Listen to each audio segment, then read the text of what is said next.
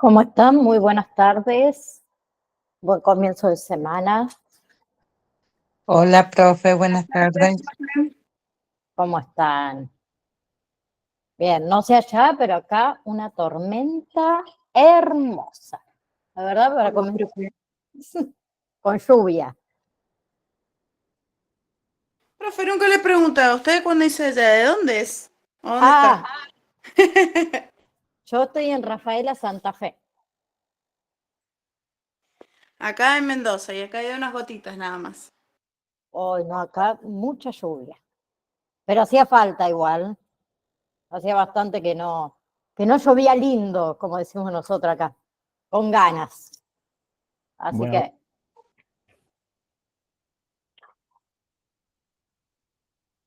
bueno, chicuelos. A no ne queramos, dijo uno. Mira, acá Rafaela, Virginia. Ay, mira qué lindo. Bien, bien. Día de hoy, eh, duelo, ¿sí? O procesos de duelo. La facultad, dice Virginia, que el hijo estudia acá en Rafaela. Bien, entonces el día de hoy, procesos de duelo, llevo el acompañamiento en procesos de duelo, ¿sí? Vamos a ver un poco lo referente a lo que son los conceptos de duelo, ¿sí? Las etapas, ¿sí? Y la tarea digamos, las personas deben elaborar en cada una de esas etapas, ¿sí? Vamos a hablar un poquito también de los síntomas, digamos, típicos del periodo de duelo y la base en la que se analizan, digamos, estas modalidades, ¿sí? Duelo normal, duelo bloqueado, duelo complicado, duelo patológico. ¿Bien? Entonces, en este eje temático, que es acompañamiento terapéutico en etapa terminal, ¿sí? El acompañamiento, se enfrenta con algo que es muy, muy temido por ahí, que es el tema de la muerte. Sí, que la muerte, ¿qué es? Es un efecto que resulta de la extinción del proceso homeostático del ser vivo, ¿sí? Que lo lleva al fin de la vida. Puede producirse por diferentes causas, causas naturales, ¿sí? Puede ser por vejez, enfermedad, ¿sí? Puede ser por suicidio, puede ser por homicidio, puede ser por accidente, ¿sí? Hay bastantes causas que podemos nombrar. ¿Bien? Entonces, el duelo. ¿Qué es el duelo? En realidad el duelo es una respuesta emocional, es una respuesta que es humana, sí, que es única, que es universal y que es dolorosa, que se produce ante la pérdida de una cosa. ¿Sí? Esa cosa puede ser una mascota, puede ser una persona, puede ser algo que ustedes le tengan un valor, un aprecio, ¿sí? Algo con lo que nosotros previamente habíamos establecido un vínculo afectivo, ¿sí? Entonces, el proceso de duelo es, valga la redundancia, un proceso de adaptación, ¿sí? Que conlleva cualquier pérdida que sea significativa. El duelo no es una enfermedad, ¿sí? Entonces, el duelo, como dijimos, tiene partes. ¿Cuáles son esas partes? El proceso, ¿sí? Ese proceso eh, está en movimiento, evoluciona, ese proceso cambia, ¿sí? Es una respuesta que es normal, ¿sí? Ninguna persona está exenta, digamos, de vivir un duelo ante una pérdida, ¿sí? Todos pasamos en algún momento de nuestra vida por un duelo, ¿sí? También les dije que era dinámico. ¿Por qué? Pues se convierte en algo que es cambiante, ¿sí? No tiene un estadio, digamos, o un estado estático. Bien, el duelo también depende de qué, del conocimiento social, tiene un efecto, digamos, sobre lo social, ¿sí? Es íntimo, bien, porque lo que vive cada persona va a depender de que de la personalidad, de las experiencias previas, ¿sí? Cada uno pasamos el duelo de diferentes maneras. Bien, por ejemplo, el duelo ante la pérdida de, a ver, vamos a suponer un familiar. Quizás mi tipo de duelo a lo mejor no es el mismo que el de mi hermana, por ejemplo. ¿Sí? Bien. También otra de las partes que es social, ¿sí? Muchas veces el duelo ante a ver, la pérdida de un ser humano, por ejemplo, va acompañado de rituales sociales, por ejemplo, el funeral, ¿no? ¿Sí? Y es activo. ¿Por qué digo que es activo? Porque requiere de un esfuerzo de esta persona doliente para la recuperación. ¿Sí? Perdón, pero no veía nada con estos lentes. Bueno, veo menos, pero ahora.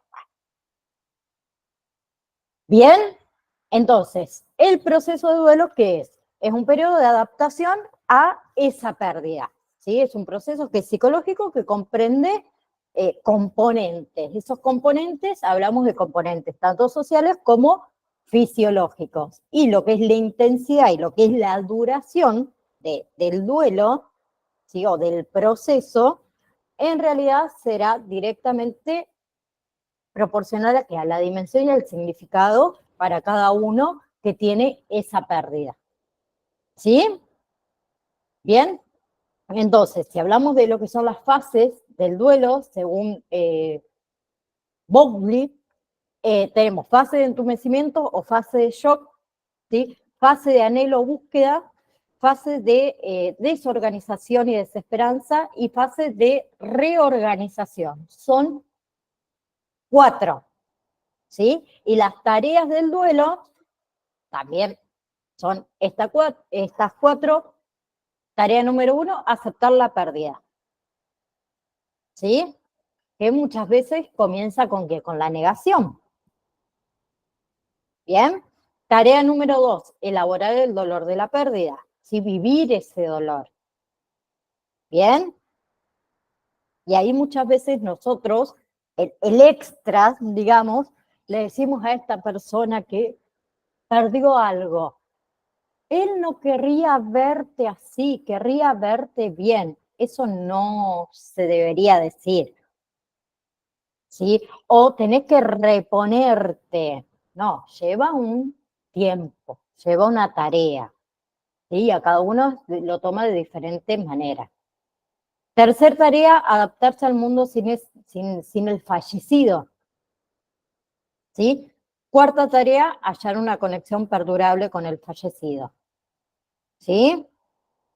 Bien, a ver, la persona doliente no es que va a olvidar ese ser querido, ¿sí? No lo va a olvidar, pero puede continuar, digamos, con su vida. ¿Bien? Y si hablamos de lo que son los síntomas que una persona muchas veces pasa cuando está en duelo, tenemos primero que nada los síntomas emocionales, ¿sí? Muchas veces tristeza, enfado, culpa, enojo, ¿sí? Puede entrar en shock, puede sentir un alivio también, que no está mal, ¿sí? Puede sentir, a ver, soledad, apatía, ¿sí? Anhelo puede sentir. Bien, en la parte cognitiva, los síntomas cognitivos, alucinaciones auditivas, alucinaciones visuales, ¿sí? Confusión, preocupación, ¿sí? En los síntomas conductuales, trastorno del sueño, de alimentación, ¿sí? Conductas por ahí distractorias o distraídas, aislamiento social, llorar, suspirar, ¿sí? Conductas de evitación, por ahí no quiero pasar por un lugar porque me recuerda a este ser querido, ¿sí? En otros casos puede haber hiperactividad, ¿bien? Y también tenemos síntomas orgánicos, ¿sí? Cuando sentimos esa opresión en nuestro pecho o ese vacío en el estómago, cuando decimos siento un nudo en la garganta, ¿sí? Puede haber falta de energía, puede haber debilidad muscular, ¿sí? Falta de aire. Bien, hipersensibilidad. ¿Sí? Y hay diferentes tipos de duelo. Tenemos el duelo normal, el duelo bloqueado, el duelo complicado y el duelo patológico. ¿Sí? Si hablamos de duelo normal, es un duelo donde se transita todas estas etapas del duelo y se elabora la pérdida en un tiempo prudencial, sin ningún otro tipo de dificultad. ¿Sí? Luego tenemos el duelo bloqueado, cuando se niega esa pérdida. ¿Sí? Cuando se evita el trabajo del duelo, donde hay un bloqueo cognitivo, un bloqueo emocional. Aquel que no se permite, por ejemplo, llorar. ¿Sí? Después tenemos duelo complicado, ¿sí? Que acá todo lo que son los síntomas, todo lo que son las conductas, son de riesgo, ¿sí? Y se sostienen en el tiempo. ¿Bien? Y el otro es el duelo patológico, que en realidad se define porque por la intensidad y por la duración. ¿Sí? Bien, esos síntomas que siente la persona hacen que su vida se detenga. ¿Sí? Detienen la vida académica, la vida laboral, la vida social, la vida familiar. Bien, y el duelo patológico puede quedar muchas veces anclados en síntomas como la culpa, como la tristeza, como la ira. ¿Sí? Tienen pensamientos reiterativos sobre la situación del fallecido. ¿Sí? A ver, la persona que está pasando por un duelo patológico muchas veces no puede hablar, ¿sí? de la pérdida de este ser querido sin angustiarse. ¿Sí? Bien, esas personas que también por ahí no quieren desprenderse de las posesiones del difunto, ¿sí? Puede llegar a tener síntomas parecidos a los que tuvo esta persona, ¿sí? O tener fobias, si es que esta persona por ahí a lo mejor falleció por una enfermedad, esa fobia de tener esa enfermedad también, ¿sí? Puede tener cambios conductuales que son excesivos, ¿sí? Puede tener impulsos destructivos, tanto para uno mismo como para los demás, ¿sí? Entonces, si hablamos de esto de acompañar en el proceso de duelo, ¿qué hay que hacer? Primero que nada, establecer un vínculo empático. Deme un segundito.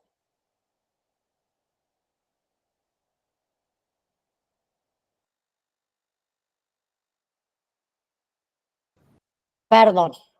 Les decía, en esto de acompañar en el proceso de duelo, ¿sí? Hay que establecer que un vínculo empático, eso siempre. Otra cosa, escuchar activamente, facilitar la comunicación, otras veces informar, ¿sí? Otras veces ayudar a tomar decisiones, a solucionar problemas, ¿bien? Permitirle a este doliente la narración muchas veces repetitiva de la muerte, ¿sí? También prescribir por ahí tareas, rituales, hablar de los sueños, hablar de las presencias, que también es sumamente importante, ¿sí? Entonces, si hablamos de lo que no se debe hacer, ¿sí? Frente al duelo, es esto de este reforzamiento que muchas veces también solemos decir, lo estás haciendo súper bien, ¿sí? O decirle lo que tiene que hacer, porque acuérdense que el duelo es único, cada uno lo vive de diferente manera, ¿sí? Otra cosa que también por ahí solemos hacer cuando alguien está en proceso de duelo, porque uno le agarra ese momento, bueno, y me acerco a esta persona y ¿qué le digo? ¿Qué hago? ¿Qué? ¿Sí? Muchas veces no hace falta decir nada, muchas veces hace falta solamente estar, ¿sí? Y algo que solemos decir, bueno, si necesitas algo, llamame, ¿sí? sugerirle por ahí todo el tiempo de que tiene que curar todas sus heridas, que tiene que superarlo, ¿sí? Otra cosa que también solemos hacer, esto de decir, sé lo que sentís. No, no sabés lo que sentís. ¿Sí? El otro no sabe lo que vos sentís, porque no lo vive de la misma manera. ¿Sí? Bien. Eh, Otra cosa que también no deberíamos hacer nosotros es apresurarlo en su dolor, en sus etapas de duelo. ¿Sí? Bien, muchas veces por ahí pasa el tema con las posesiones de un difunto, que alguien no se quiere desprender en el momento, ¿sí? Y uno que hace, no, hay que regalar todo y empieza a poner todo en una caja. No, dejarle a esa persona que haga su duelo, va a llegar su momento para que lo haga. ¿Sí? Lo que sí podemos hacer es estar ahí, acompañar a esa persona, así sea en silencio, pero estar ahí, ¿sí? Por ahí escucharlo miles de veces repetir la historia, ¿sí? Permitirle compartir todos esos recuerdos. Y si le vamos a ofrecer ayuda, que esa ayuda sea concreta, ¿sí? Nosotros debemos estar ahí para prestarle atención a las necesidades. Bien, y eso de la única manera que lo vamos a poder lograr es estableciendo un vínculo de confianza. ¿Sí? ¿Vamos hasta ahí? Bien. Si seguimos con el tema este de acompañamiento al paciente terminal, ¿sí? O al paciente también oncológico, podemos hablar del cáncer, ¿no? ¿Sí? Que el cáncer proviene, la palabra cáncer, del griego, carquinos en realidad, ¿sí? Que significa que corroer, romper, consumir, ¿sí? Entonces, cuando estamos hablando del cáncer, en realidad hablamos de que de una enfermedad, ¿sí? Una enfermedad neoplástica originada por la multiplicación de células desordenadas de un tejido o un órgano que provoca un cambio a nivel celular, ¿sí? Que le da origen a lo que sería un tumor maligno. ¿Bien? Bien. ¿Qué pasa con el tema de por ahí estos casos, como es por ejemplo un diagnóstico de cáncer? Ustedes me preguntarán, ¿y el acompañante en qué momento acompaña a esta persona que padece cáncer? Puede ser desde un comienzo, ¿sí? Desde ese diagnóstico. Bien, ustedes pónganse a pensar por ahí un cachito, no mucho, eh, ponerse en ese lugar de esa persona que le están dando este diagnóstico. Uno que entra en shock, ¿sí? Muchas veces entra en esto de la negación, ¿por qué me pasa a mí? No, no puede ser, esto no está sucediendo. Desde ese comienzo podemos empezar a trabajar con el paciente, ¿sí? Y algo que quiero que siempre lo digo y me gusta aclararlo. El paciente, ¿sí? Cualquier tipo de paciente tiene derecho a estar informado acerca de su diagnóstico y acerca de su tratamiento, ¿sí? Entonces, una persona o un paciente oncológico puede tener síntomas de depresión, ¿sí? Bien, y desde su diagnóstico muchas veces hay cambios psicológicos, ¿sí? Puede haber cambios psicológicos, por ejemplo, la pérdida de la autonomía, de la independencia muchas veces, de los roles que adquirió en la vida, ¿sí? Entonces se va a afectar todo lo que es su estado anímico, ¿sí? Bien, entonces muchas veces la persona esta que le diagnostican, en este caso los pacientes oncológicos, ¿sí? se encuentran en este cuestionamiento de por qué me pasa a mí, qué hice yo mal para que me pase esto a mí. Tienen sentimientos muchas veces de culpa, de impotencia, de ansiedad, ¿sí? Está la primera etapa. Exactamente, en esta primera etapa uno se... A ver, cualquier tipo de enfermedad, acá nosotros estamos tocando el tema de los pacientes oncológicos, pero cualquier tipo de enfermedad, ¿sí? Muchas veces por ahí también los que somos padres, eh, cuando el bebé es chiquitito y le agarra algún tipo de enfermedad, lo primero que pensamos es qué hice mal yo como padre o como madre para que mi bebé se me enferme, ¿sí? Y también es un proceso de duelo. ¿Bien? Y acá, en este caso, juega un papel muy importante también la familia, ¿sí? La familia de este paciente oncológico, porque también van a sufrir un impacto, ¿sí? Muchas veces en la familia se produce ¿qué? Desorganización después de estos tipos de diagnósticos, ¿sí? Se distorsiona lo que es el funcionamiento habitual de la familia. Bien, también tiene que ver mucho, o sea, la importancia de esto de eh, cuál es el miembro, ¿sí? Que se enferma dentro de la familia, porque depende mucho también de la edad, de la etapa vital, de su vida y del lugar que ocupa la familia, ¿sí? No quiero desprestigiar a nadie, pero supongamos lo siguiente, a ver, una persona. Janet dice, es muy cierto de familiares que ocultan, el diagnóstico es tremendo, porque no solo se puede hacer un duelo a un nuevo diagnóstico, sino que rompe la confianza del vínculo más cercano. Exactamente. Y en realidad es un deber del médico informarlo al paciente. ¿Sí? Por más que la familia se enoje y haga todo un escándalo de que yo no quiero, él tiene derecho a saber. Le decía el tema del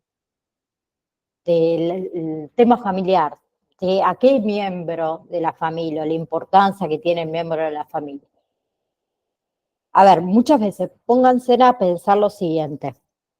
Nuestra familia está compuesta por mi abuela de 89 años, supongamos, ¿no? Mi abuela de 89 años, yo 37, mi hermana de 25, tiene 30, pero bueno, 25 vamos a poner, y vamos a suponer que vivo con mi mamá y mi papá 70 y mi mamá 65. ¿Listo? Bien. Va a ser distinto el diagnóstico o el impacto que tenga en la familia que a mi abuela de 89 años le diagnostiquen alguna enfermedad que a mi hermana de 25, que le queda toda una vida por delante. Entonces ese impacto también es diferente, ¿sí? Y eso no quiere decir de que uno aprecie menos a la abuela de 89, ¿no? Al contrario, se la aprecia, pero sabemos que eh, vivió, ¿sí? Un tiempo, digamos, prudencial, entre comillas, que por ahí a una persona de 25 años que uno se pone a pensar y se tiene toda una vida por delante todavía. ¿Sí? Yo siempre digo lo siguiente, mi abuela falleció eh, mira, Virginia, su madre era el pilar, dice, de su familia y falleció a los 55 años de cáncer de páncreas. Yo por ahí siempre digo lo siguiente y por ahí hasta a veces suena feo lo que digo. Mi abuela falleció de 89 años. Perdón, de 99 años. 98, no 99, 98. Le faltaban unos meses para cumplir 99. Y cuando ella falleció, está bien, no tenía ningún tipo de enfermedad, como yo siempre les digo, mi abuela no tomaba ni siquiera una vallaspirina, ¿sí? Era una vieja bien fuerte, pero hacía rato, en mi caso, por ejemplo, yo ya había hecho proceso de duelo porque sabía que en algún momento iba a fallecer, pero propio de la edad, ¿no? ¿Sí? Entonces, como que cuando a mí me llamaron por teléfono informándome que mi abuela había fallecido, obvio que me dolió, ¿sí? Pero mi proceso de duelo fue rápido, porque ya lo venía, por decir de alguna manera, elaborando desde hace tiempo, mucho tiempo, ¿sí? No es lo mismo por ahí a lo mejor que me informen que, a ver, Dios quiera que no, pero una hermana, en mi caso, que me llamen y me digan, mira, tu hermana tiene tal cosa, no sabemos cuánto tiempo va a vivir. ¿Sí? Son distintos los procesos de duelo. Bien, entonces tiene que ver mucho esto y también la importancia de cuál es el miembro de la familia que se enferma, la edad que tiene, la etapa vital que tiene y el lugar que ocupa dentro de la familia. ¿Sí? Bien. Entonces, va a depender también mucho de que también la familia tome ese diagnóstico o qué tan mal tome ese diagnóstico. Un buen pronóstico familiar es cuando la familia lo acepta, ¿sí? Que puede poner todos sus afectos en claro, en directo, ¿sí? Cuando hay alta tolerancia dentro de esa familia, cuando utilizan todo lo que son los recursos sanos, los recursos no violentos, cuando tienen un buen manejo de la culpa. En cambio, va a haber un mal pronóstico familiar si la familia también tiene negación, ¿sí? No hay apoyo familiar, bien, hay culpa, hay falta de afecto, ¿sí? Hay poca comunicación o una comunicación cerrada. Y ni hablemos si en el medio también hay violencia, que también pasa. ¿Bien? Entonces, la aceptación de la enfermedad también tiene etapas o fases. ¿Sí? Esas fases es fase número 1, shock, negación y aislamiento. ¿Sí? La persona enferma, ¿qué hace? Muchas veces niega la evidencia de la enfermedad. ¿Sí? Mantiene la esperanza de que a lo mejor el médico se haya equivocado de diagnóstico. ¿Sí? Esa es la primera fase, pero ¿qué pasa si el paciente no la supera esa fase? ¿Qué hace? Empieza toda su peregrinación, como decimos nosotros, en distintos médicos, en sanadores, para ver si alguien le dice lo que realmente él quiere escuchar. ¿Sí? Segunda fase, fase de ira e irritación. ¿Sí? Que se focaliza acá en qué? En la angustia, responsabilizando muchas veces a la propia enfermedad. ¿Sí? Ellos buscan qué? Causa y efecto. ¿Sí? Entonces por ahí a veces sale esto de el médico tiene la culpa, mi familia tiene la culpa, ¿sí? En muchas ocasiones responsabilizan lo que le está pasando a ellos mismos también. ¿Sí? Y acá está la pregunta que había dicho Mariano, ¿por qué me pasa esto a mí? ¿Qué hice yo para que me pase esto a mí? ¿Sí? ¿Por qué me pasa? Bien, es la fase número 2, la de ira e irritación.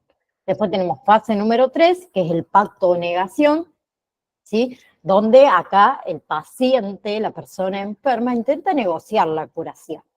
¿Sí? Esta es una fase que es bastante corta, y el paciente acá ha aceptado, en este caso lo que son pacientes oncológicos, por ahí, la idea de la muerte. ¿Sí? Después entran en la fase 4, que es la fase de depresión, ¿sí? Que la persona entra en un estado depresivo, ¿sí? A ver, se retrae, ¿sí? Muchas veces anula lo que es su vida social, se aísla, ¿sí? Muchas veces también está esto de el abandono a uno mismo, ¿no? ¿Sí? Pueden aparecer lo que son las ideas suicidas, que acá hay que estar muy atentos en la fase número 4. Y la fase número 5 es la fase de aceptación. ¿sí? Que es la fase donde esta persona enferma reconoce finalmente el problema, acepta muchas veces la muerte como algo por ahí que puede ser inevitable, ¿sí? Es una fase donde el paciente, digamos, ha dejado de luchar, ¿sí? Entonces muchas veces lo acompaña el sentimiento de tristeza, ¿sí? Pero también puede estar ese deseo de paz, de tranquilidad, que muchas veces nosotros le decimos, bueno, esta persona renunció a su vida, ¿sí? Es porque entró en la fase número 5, la fase de aceptación. ¿Bien? Entonces, si nosotros comparamos las etapas de duelo con las etapas de aceptación de la enfermedad, en las etapas de duelo teníamos el shock o entumecimiento, en la etapa de aceptación de la enfermedad tenemos la negación. ¿Sí?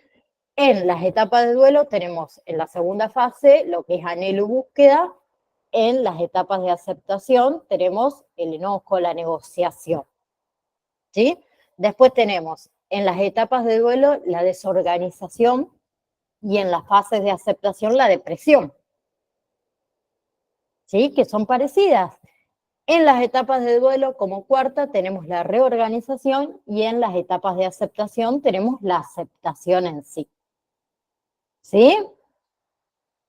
Bien, algo más que vamos a hablar es del tema de los cuidados paliativos. Los cuidados paliativos en realidad son cuidados que ayudan a una persona con enfermedades graves, digamos, a sentirse mejor al prevenir o al tratar los síntomas y los efectos secundarios de la enfermedad o del tratamiento.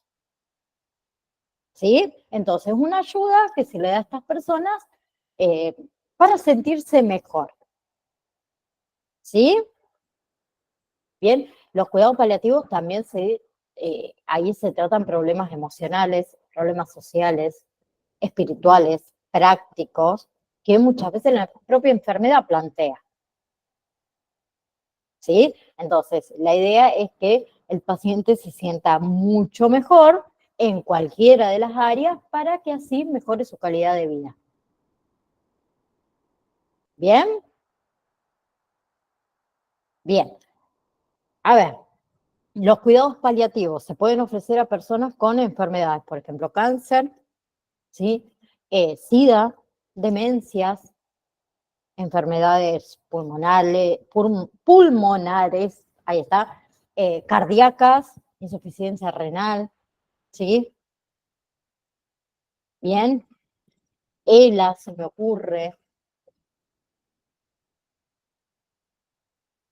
¿sí? Entonces, ¿quién brinda en realidad los cuidados paliativos? ¿Sí? Cualquier proveedor de atención médica puede brindarlo, ¿sí? Entonces, lo puede brindar un equipo de médicos, enfermeros y enfermeras especializados, asistentes físicos, psicólogos, ¿sí? Trabajadores sociales, masajistas terapéuticos, nutricionistas que estén certificados, ¿sí? Y se puede ofrecer tanto en hospitales, en atención médica, digamos, domiciliaria, en clínicas oncológicas, eh, en clínicas por ahí de atención a largo plazo, ¿sí? Para brindar cuidados paliativos hay que estudiar, ¿sí? Bien.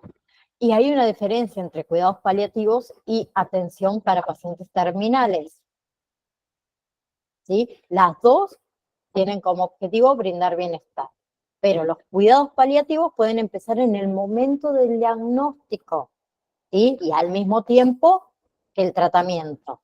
En cambio, la atención para pacientes terminales comienza después de que se suspende el tratamiento de la enfermedad, ¿sí? Y cuando es claro que por ahí la persona no va a sobrevivir, que son dos cosas distintas.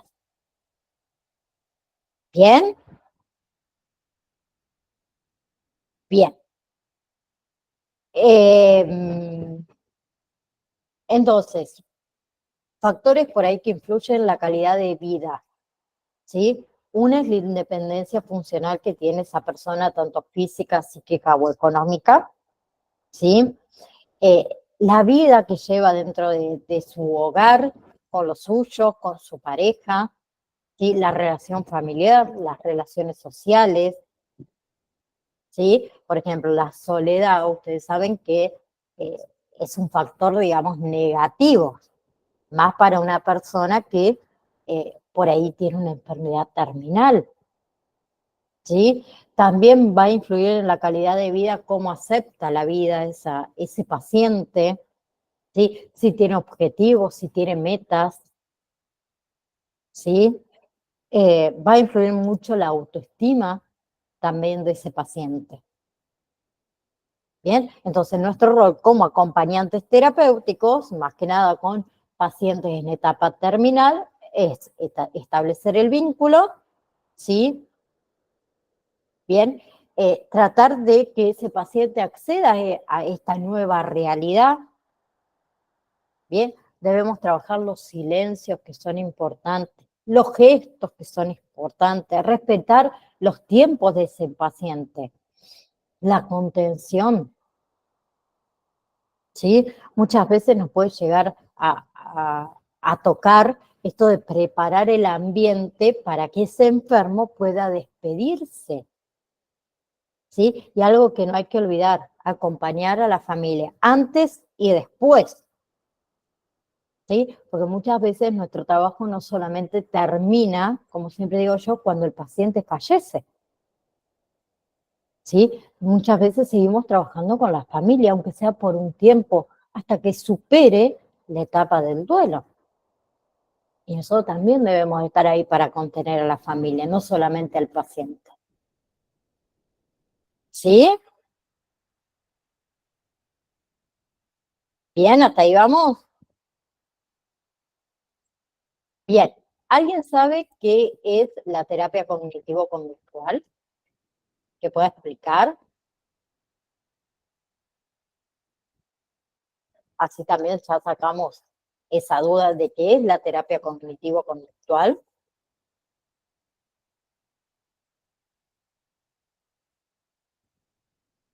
Es una terapia de conversación, una psicoterapia, ¿sí? Mayormente trabaja quién, el terapeuta o el psicoterapeuta, ¿sí? Con una forma bastante estructurada, ¿sí? Con la existencia también de una cantidad de sesiones, ¿sí?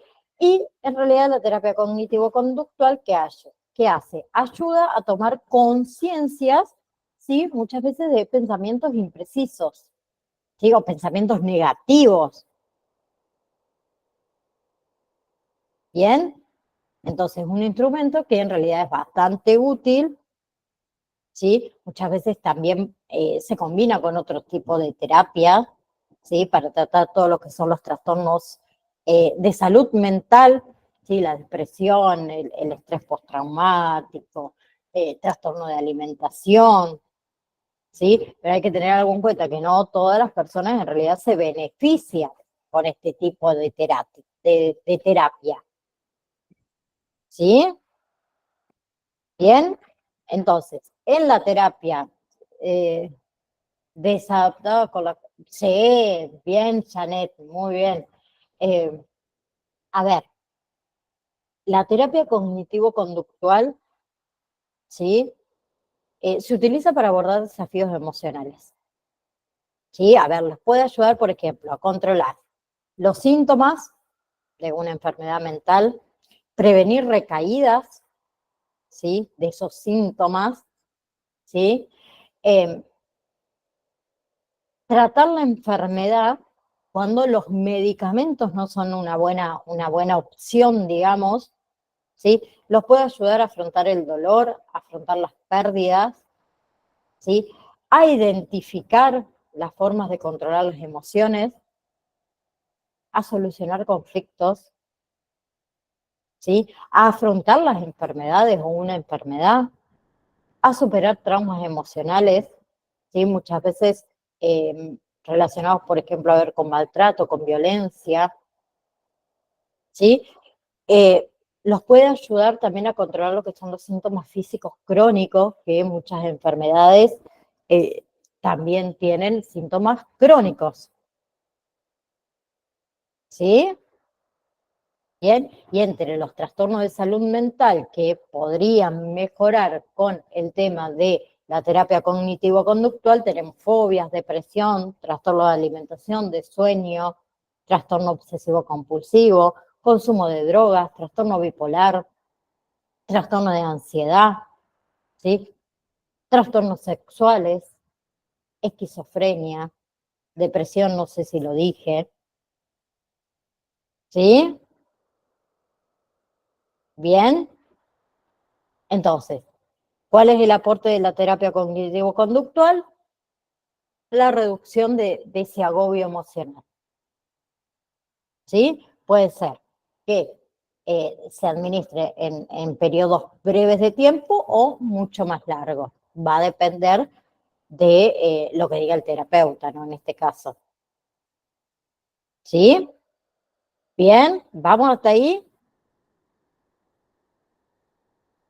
Bien, con eso terminaríamos lo que es el módulo número 5, ¿sí?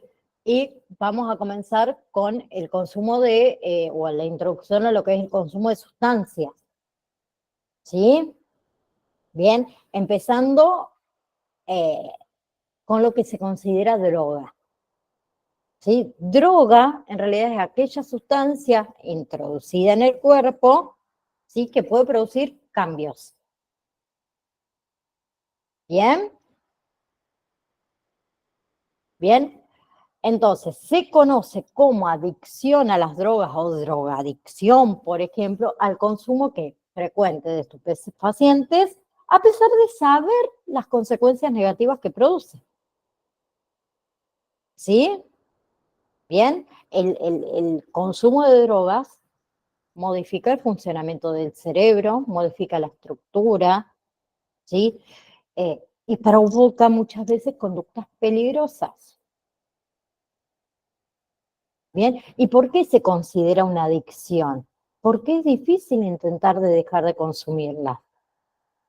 ¿Por qué? Porque provoca esto alteraciones cerebrales, ¿sí? En que los mecanismos reguladores de la toma de decisiones, del control inhibitorio,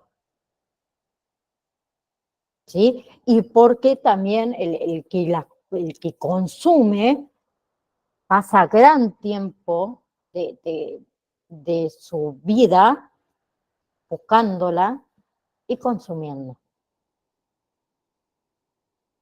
¿Sí? Bien, tenemos por ejemplo la adicción física, ¿sí? Que ocurre cuando el cerebro, ¿sí? Eh, las neuronas o hay sitios del cerebro donde las neuronas crean que la necesidad de consumir compulsivamente. ¿Por qué? Porque el cuerpo se acostumbró a la droga. ¿Sí? Después tenés adicción psicológica, que es la necesidad del consumo de una sustancia, que se manifiesta a través de pensamientos, de emociones, ¿sí? Ante situaciones estresantes. ¿Sí? ¿Qué pasa con el propio cigarrillo? Muchas veces, que es legal, ¿no? ¿Sí? Ustedes saben que yo fumo, que está mal. Siempre lo digo y soy consciente. ¿Por qué no lo dejo? Porque no quiero. No porque no pueda, porque no quiero. Siempre digo, uno no es que no puede, no quiere, que es otra cosa. Pero, por ejemplo, yo me doy cuenta de que cuando estoy nerviosa o cuando me pasa alguna situación, suelo fumar mucho más de lo habitual. ¿Sí? Entonces, es una adicción psicológica. ¿Bien?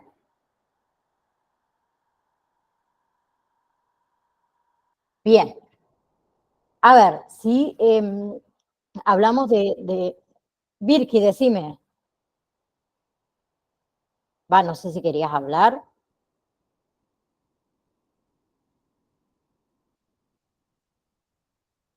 Hola, no, Ahora. metí la pata, pero igual, Ah, yo hace, yo hace un mes que estoy dejando, bien, dejé el cigarrillo, bien. pero me cuesta un Porque montón, quisiste.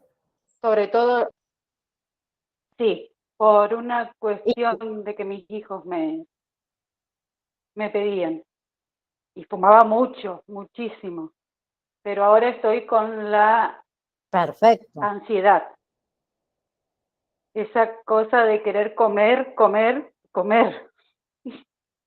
Bueno, Todo, las buscate un 24 horas del chicle, día. un caramelo, algo, lo que encuentre por ahí, ¿sí? Sí. Por eso yo siempre digo, a ver, por ejemplo, el tema te dice, bueno, el que fuma, que hablo de cigarrillo, que es algo legal, ¿sí? Que te dice, ¿y por qué vos no dejás? No dejo porque no quiero, ¿sí? O otro que te dice, yo no puedo dejar de fumar. No, vos podés dejar de fumar. Vos no querés dejar de fumar, que es otra cosa distinta. ¿Sí? Porque el que quiere, Sí. lo hace. El que no quiere, no lo hace. ¿Sí? Está en la capacidad nuestra, esa capacidad psicológica nuestra de decir, no, basta. Yo desde mañana realmente me levanto y no fumo nunca más. Y vas a poder lograrlo.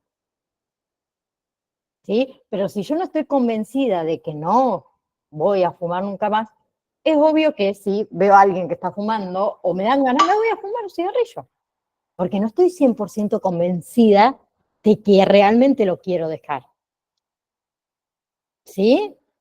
Sí, bueno, sí. Es difícil. Pero también uno está, por ejemplo, y está evitando juntarse con gente. Por ejemplo, en mi caso, yo estoy evitando juntarme con gente que fuma porque sé que lo voy a agarrar. ¿Me entendés? Exactamente. Mira, en mi caso, mi marido y yo los dos fumamos. Entonces yo siempre se lo digo a él. A mí me encantaría dejar de fumar, ¿sí? Y no estoy poniendo excusas, pero sí, tomémoslo como una excusa. Yo lo llevo a ver o a oler a él que está fumando y a mí me va a dar ganas de fumar. Entonces, en mi casa, por ejemplo, en mi hogar, que somos los dos, tenemos que dejar los dos. Porque para el otro se le hace difícil. ¿Sí? Es lo mismo que yo te diga, a ver, yo estoy tratando de cuidarme en las comidas y comer sano. ¿Sí? Está bien, yo me preparo mi comida sana, saludable, equilibrada, y después lo veo a mi marido que se clava por decir, una pizza o no sé, un sándwich de lomito con papas fritas llenas de aceite, y a mí me va a dar ganas de comer las papas fritas y el lomo, o la pizza. ¿Sí? Entonces también tiene que ver un poco esto de, como dice Virgi, los pares, los que tenemos cerca. ¿Sí? Y también hay que definir lo que es un hábito. ¿Sí? Un hábito en realidad es una conducta peligrosa o una conducta de consumo, ¿sí? De determinados productos, ¿bien? Del que no se puede prescindir o nos resulta por ahí muy difícil hacerlo por razones de dependencia psicológica o dependencias fisiológicas. ¿Sí? Y hay dos tipos de adicciones, las adicciones químicas y las adicciones comportamentales. ¿Sí? Bien, entonces la adicción es una conducta adictiva. ¿Sí? Donde hay pérdida de control, no se tiene el control sobre esa conducta adictiva y esa conducta produce ¿qué? Dependencia, otras veces tolerancia, abstinencia y lo que es incidencias negativas. ¿Bien? Bien, ¿qué es la abstinencia?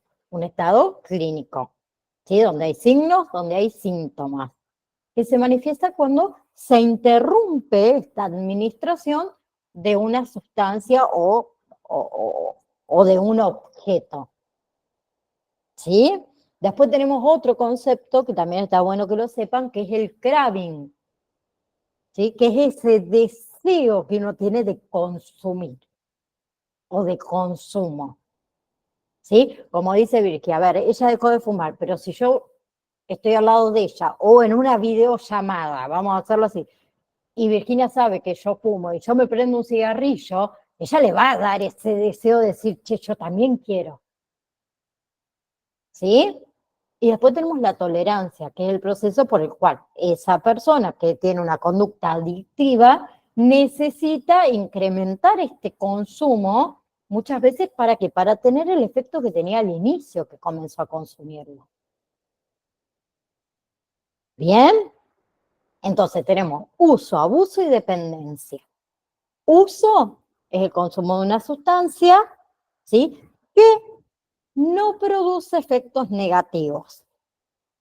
El abuso es cuando ese consumo es continuado, ¿sí? Y que a pesar de las consecuencias negativas, uno lo sigue haciendo. Y la dependencia es el otro, que surge de este uso excesivo de una sustancia que genera consecuencias negativas, ¿sí?, que son significativas con el paso del tiempo, pero que ese individuo no puede detenerse.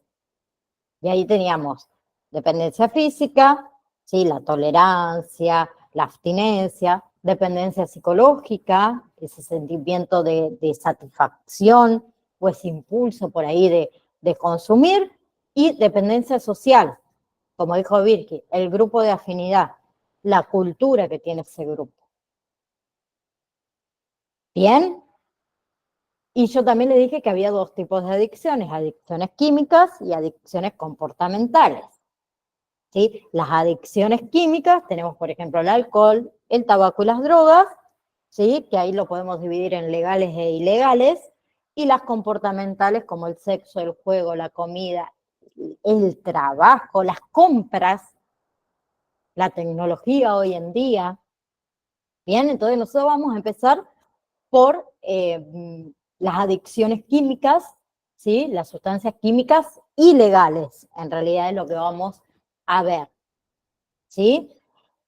Por ejemplo, la marihuana, ¿sí? La marihuana habitualmente se consume como fumándola, ¿sí? Y el consumo habitual de marihuana trae que dificultan la velocidad del procesamiento de la información, ¿sí? Dificultades atencionales, dificultades amnésicas en otros casos, ¿sí? Bien, en un comienzo tiene una fase que al comienzo de que se comienza, digamos, a consumir marihuana, tiene una fase que se llama fase de estimulación, ¿sí?, donde uno se siente eufórico, ¿sí?, donde hay un aumento de la ansiedad, de la percepción, ¿sí? Uno siente bienestar. Después sigue la otra fase, que es la fase de sedación, donde es la fase, digamos, de relajación, ¿sí?, de somnolencia, ¿sí? Y después hay otros fenómenos que también se pueden dar, que es, por ejemplo, la agudización de la percepción, tanto auditivas, táctiles como visuales, la distorsión del espacio y del tiempo, ¿sí?, el aumento del apetito, la risa fácil. Bien, después tenemos la otra, la heroína, ¿sí?, que la heroína es de la familia de los opiáceos, ¿sí?, donde el primer consumo de heroína mayormente trae ¿qué? Vómitos, náusea, disforia, después sigue todo lo que es el placer, ¿sí?, la euforia, la reducción de la ansiedad, ¿sí?, se la llama la fase de luna de miel, ¿sí? ¿Cuáles son los síntomas de una persona que consume heroína? ¿Sí? La miosis, las pupilas chiquititas, ¿sí?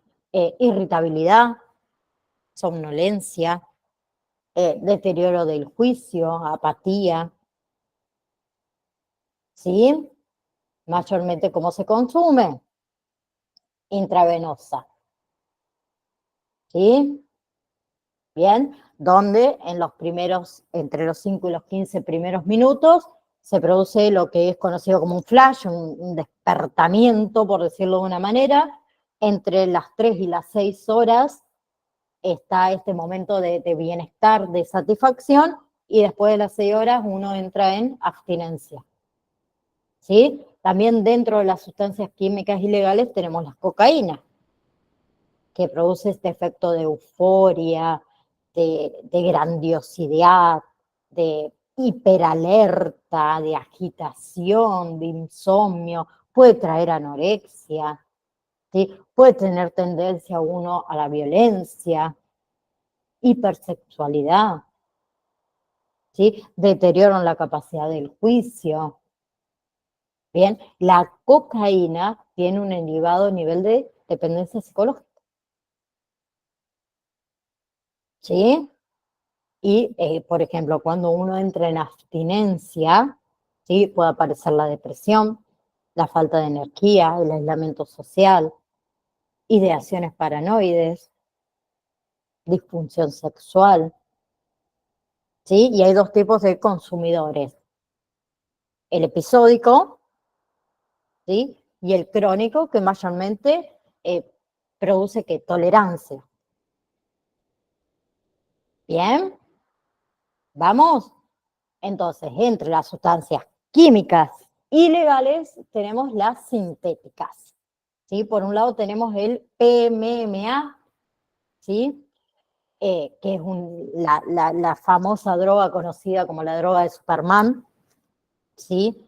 Que es una droga que es estimulante, es una droga que es psicodélica, ¿sí? Después tenemos el MDMA, que es el éxtasis, ¿sí? Que también es una droga estimulante que puede causar por ahí alucinaciones, ¿sí? Después tenemos el popper, ¿sí? El popper se inhala, provoca sensación de euforia, vasodilatación, aumento del deseo, ¿sí? Las metanfetaminas, que es una droga también estimulante, que es similar a lo que es la anfetamina, ¿sí? Que es un fármaco en realidad que se utiliza para lo que es el tratamiento del trastorno por déficit de atención y hiperactividad, la narcolepsia, por ejemplo, ¿sí? La metanfetamina, sí, la metanfetamina se puede fumar, ingerir, aspirar o inyectar, ¿sí?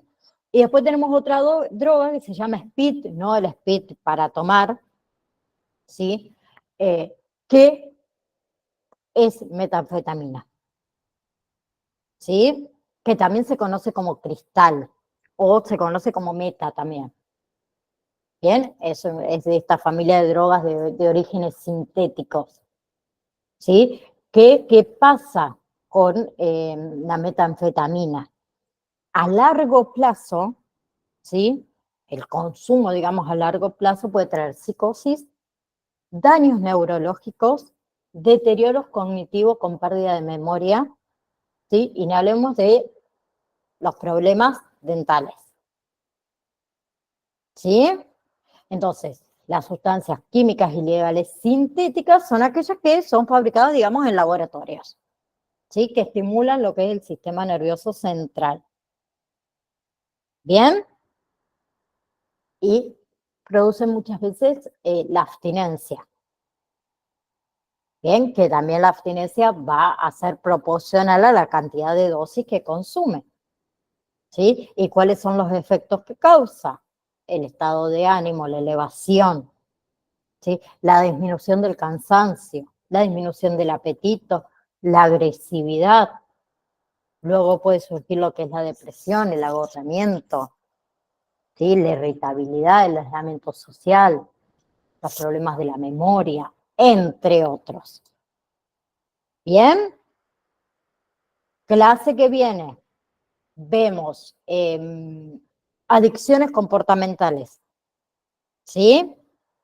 La clase que viene debería ser la última, pero aclaro una cosa, si no llegamos a ver todo, ¿sí? Seguramente nos vamos a encontrar otro día, aunque sea 30 minutos más, ¿sí? Ahora, preguntas antes que nos retiremos.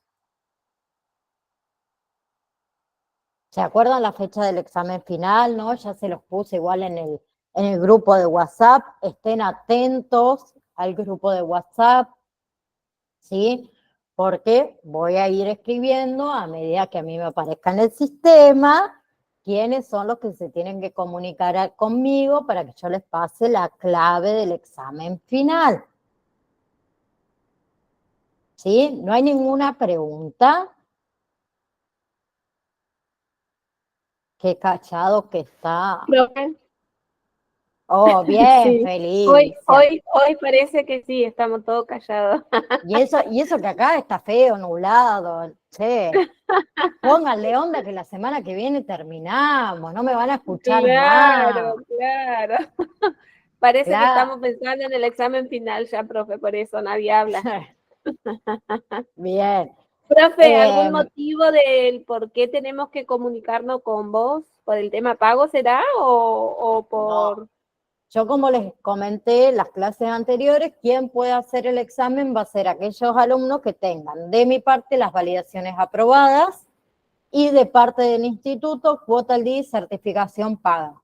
A mí en el sistema me aparece quién tiene cuota al día y certificación paga, entonces yo voy a pedir en el grupo, según el sistema, según lo que ustedes hayan abonado, quién se tiene que comunicar conmigo. Si hay algún alumno, por ejemplo, que no cumple alguno de esos 3 requisitos, que no tiene la certificación paga o que no tiene la cuota al día, o que no haya aprobado algún examen, yo no le voy a pasar la clave del examen final para poder realizar. Entonces, buenísimo. Cuando yo coloque, claro, cuando coloque el nombre de cada uno de ustedes, ahí me van a colocar: hola, profe, soy Felicia Fernández del grupo de acompañante terapéutico Mayo. Usted me pidió que me comunique con vos. ¿Qué querés? No, ¿qué quiero? Sí, te voy a decir, bueno, usted está habilitada, Felicia, para realizar el examen final. Su clave es tal y tal, no se comparte, es única y demás. Buenísimo, ¿Bien? profe. Bien. Mariela, examen final 21 de octubre, recuperatorio de examen final 28 de octubre. ¿Sí? Bien, chicuelas, nos vemos, si Dios quiere, el lunes que viene. ¿Sí?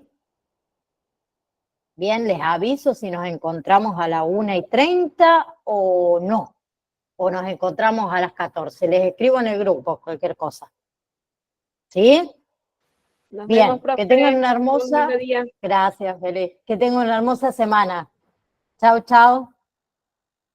Chao.